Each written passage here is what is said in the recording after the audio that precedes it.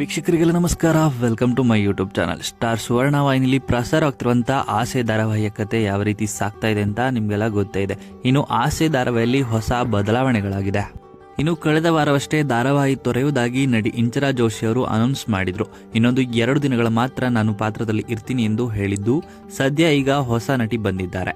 ಹೌದು, ವೀಕ್ಷಕರ ಮನಸ್ಸಿನಲ್ಲಿ ವಿಶೇಷ ಸ್ಥಾನ ಪಡೆದ ಕನ್ನಡ ಧಾರಾವಾಹಿ ಆಸೆ. ಸ್ಟಾರ್ ಸುವರ್ಣ ವಾಹಿನಿಯಲ್ಲಿ ಪ್ರಸಾರವಾಗ್ತಿರುವ ಈ ಧಾರಾವಾಹಿಯಲ್ಲಿ ಇತ್ತೀಚೆಗೆ ರೋಹಿಣಿ ಪಾತ್ರವನ್ನ ರೀಪ್ಲೇಸ್ ಮಾಡಲಾಗಿತ್ತು. ಹಿಂದೆ ಅಮೃತ ರಾಮ್ ಮೂರ್ತಿ ರೋಹಿಣಿ ಪಾತ್ರವನ್ನ ಮಾಡಿದ್ರು. ಇವರು ಸೀರಿಯಲ್ನಿಂದ ಹೊರಬಂದ ನಂತರ ನಟಿ ಅಭಿಜ್ಞಾ ಭಟ್ ಅವರು ಈ ಪಾತ್ರವನ್ನ ಮುಂದುವರಿಸ್ತಾ ಇದ್ದಾರೆ.